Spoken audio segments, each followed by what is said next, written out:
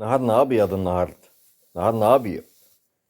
لا تقول لي بقى فراخ ولا تقول لحمه، الاكله دي هتنسيك اي اكله قبل كده. طعمها روعه. هنسمي الله وندوق معاكم. في صوت العصفور جنبي، شكله جعان هو كمان. جميله والله. من حلاوتها دي ما تتاكلش بالعيش بصراحه يعني. دي عايزه الواحد يفضل معاها بالمعلقه لغايه لما يشطب عليها. طعمها روعه. لا حاطين فيها لحمه ولا حاطين فيها فراخ ولا اي حاجه، الموضوع مش من موضوع اكل، الموضوع اختيار الاكل نفسه. هنا هنحط على الفحم من 4 ل5 بصلات. هنقرب الفحم كده للبصل، واهم حاجه البصل يكون بقشره، بحيث بعد كده لما نيجي نقشره نشتغل الطبقه اللي بره ده ويفضل من جوه نضيف. هنبدا نمسك بعد كده البتنجان بتاعنا نخرمه كله، نخرمه خرام صغيره كده. وبعد كده نولع عيون البوتاجاز عندنا ونبدا ننزل بالبتنجان. هنقلبه على اليمين وعلى الشمال وتحت وفوق لغايه لما يستوي معانا كويس. طبعا كلنا عارفين القصه دي. اهم حاجه يستوي معانا كويس.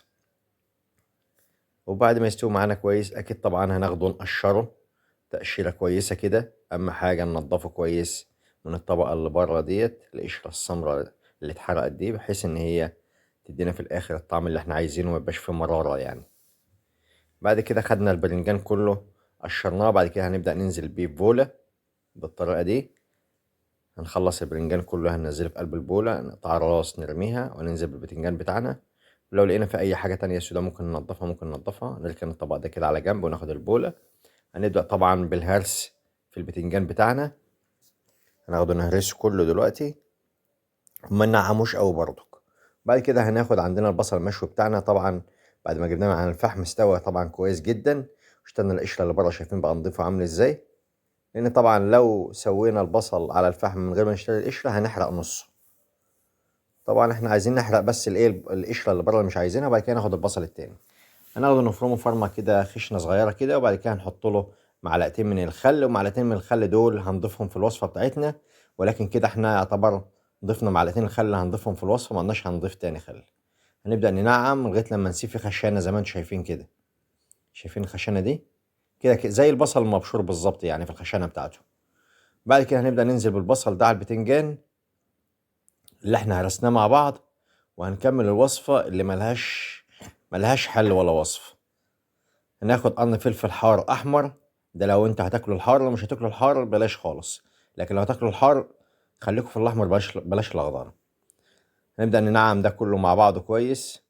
وبعد كده هنبدا ننزل بيه على البصل وعلى البتنجان بتاعنا.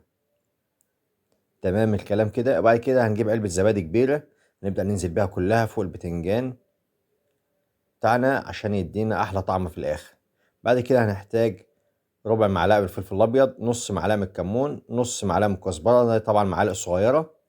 وهنضيف عليهم كمان عصرة ليمونة عشان نروق على الكلام، وفصين من التوم. دول فصين من التوم. وهنضيف كمان عصرة الليمونة.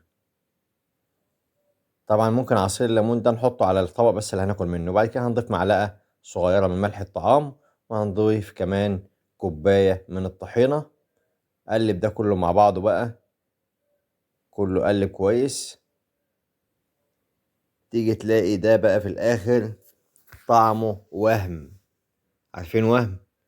اكتر حاجه محلياه بصراحه وامانه الله هي الطحينه، واتعمل الطحينه بطريقه كويسه. ده اول حاجه. وتاني حاجه البصل المشوي.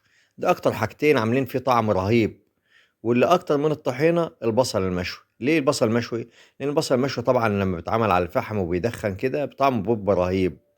زمان واحنا صغيرين كنا بنعمله لوحده بس كده وبناكله من غير اي حاجه تانية مع البصل المشوي ده. كنا بنشويه حتى في اي حاجه، في شويه، حتى لو شويه ورق ليمون ونشوي في البصل. ليه؟ ده دليل على ان البصل لما بيتشوى بيبقى طعمه كويس.